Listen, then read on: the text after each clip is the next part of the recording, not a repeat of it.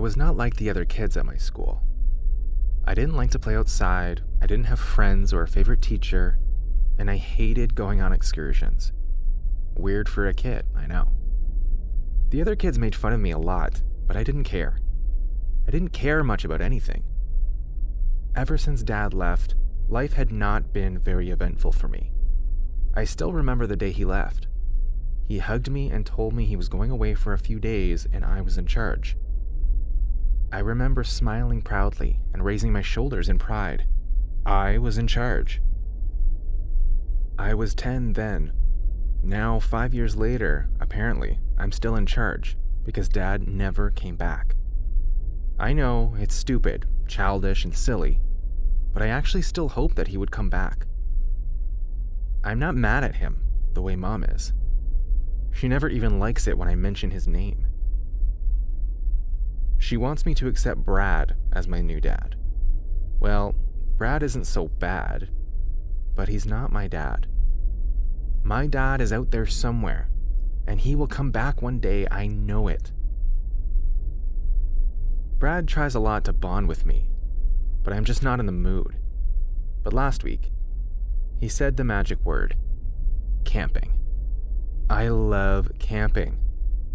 I remember going with my dad, just the two of us, in the deep wild. It was so much fun, and I would totally love to go camping again, even if it is with Brad. The night before our big camping trip, I couldn't sleep. I kept tossing and turning, and I was not sure if it was out of excitement or worry. I was not sure if Brad could keep us safe. My dad used to tell me stories of monsters and unspeakable creatures lurking in the woods. He says they would feast on your flesh and turn you into barbecue. Scary as the stories were, I was not afraid. I trusted my dad completely, and I know with him, I am safe. I'm not so sure if Brad can handle it. The next day, I waved goodbye to Mom and set off on our camping trip with Brad. He was visibly nervous already. How could he keep us safe when he was nervous even about camping with me? As he drove on, I let out a deep sigh. My mind was flooded with memories of camping with my dad, and I just really missed him. Brad was a good guy.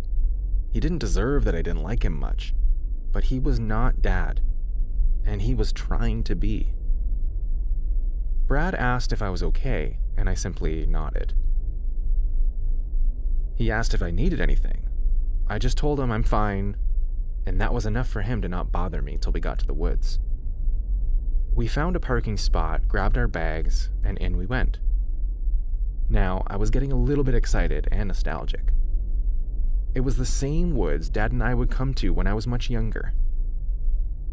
Was it weird that part of me expected to find Dad here? We settled in and the awkwardness began. Brad tried to make me laugh and get me to talk, but it was getting dark already. We had a fire going, and if my dad's stories were true, we were probably in danger. I asked Brad if he thought there were any creatures lurking around, but he said no, and that we were safe. It all began when we decided to turn in for the night. We shared the same tent, but I couldn't sleep. I hadn't been able to sleep for a while now. Besides, if there were any creatures lurking around, I needed to be ready. I thought about my dad and what he would do if we went camping together. He would definitely not have been asleep by now. We had to be alert. It was well into midnight when I heard the first weird noise. It sounded like shuffling outside the tent, but with the noisy nocturnal animals nearby, I couldn't know for sure. Then I heard it again, louder this time. There was definitely something out there.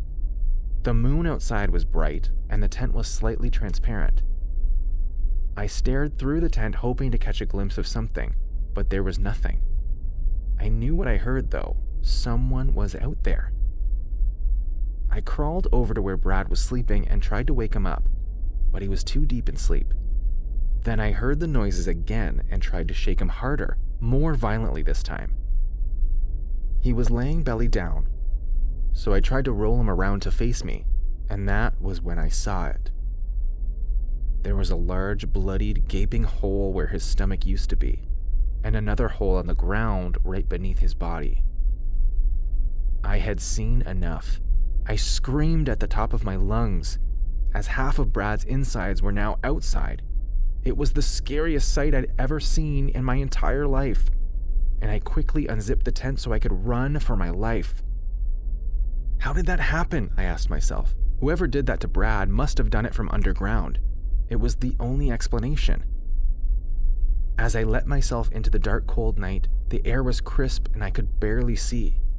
My eyes hadn't adjusted to the darkness yet. I was confused, not sure where to go or where to run to, but I knew I just had to keep going straight. Soon, I would find myself on the highway and hopefully getting a ride out of this place. I was barefoot, but I didn't care. Gasping for air and silently praying, I tried to run as fast as my legs could carry me, but something weird was happening. You know how when you dream and you are trying to run, but somehow you're not running as fast as you should be, even though you are putting in your all? Well, that was what was happening to me. I ran with all my strength, but I found that I hadn't moved an inch. It was almost like I was running on a treadmill at the gym. My legs were getting tired, my heart was beating out of control, and I started crying. Suddenly, I felt a hand grab my ankle, and I screamed, trying to break free. But the more I did, the more the body materialized near my foot. The hand came from inside the ground, and as I tried to pull away, an entire body started emerging from the ground. But it was not a human body. Well, it was human, but then again, not so human. Whatever it was covered in brown, had long claws and scary-looking teeth that looked more like the jaws of a shark. It stood over 7 feet tall and towered above me, drooling from its lips. I wasn't sure what to do, but fear had gripped me so hard that I could barely move. I tried to, believe me, I tried, but it felt like someone had planted me on the ground. My feet were trembling so much that I fell to the ground. I tried to crawl away, but the creature began to walk towards me. It grabbed my ankle and began to pull me towards the opposite direction. It had raw power, as no matter how hard I tried to grab shrubs and trees, it still effortlessly pulled me along. So I tried to do the only thing I could do to save myself, scream at the top of my lungs. But it seemed like I angered the creature. It let go of my ankle and kicked me across the head. That was the last I remembered of that, before I slumped into darkness. When I woke up, I sensed that I was somewhere unfamiliar. It smelled weird, and when I opened my eyes, I found myself in a hospital. My hands were cuffed to the bed, and I could see my mother run to me crying. "What did you do?" she said. "What did you do?" She kept repeating those words as she wept bitterly. I didn't understand what was going on. I couldn't remember much about why I was here. But then suddenly, little by little, memories began to come to me, and I began to panic. Brad. What happened to Brad? How did I get here? I began to move around and shake my bed when 3 cops, along with some nurses, ran in to calm me down. From the corner of my eyes, I could see my mom turn away from me, and she kept sobbing, whispering, "What did you do? What did you do?" I never thought I'd find myself here one day, or that my life would go south so fast. But I'm telling you this story from a mental facility they committed me into. No one believes my story about what happened that night. Not a single soul. I hope someone out there hears this and believes me. I really do.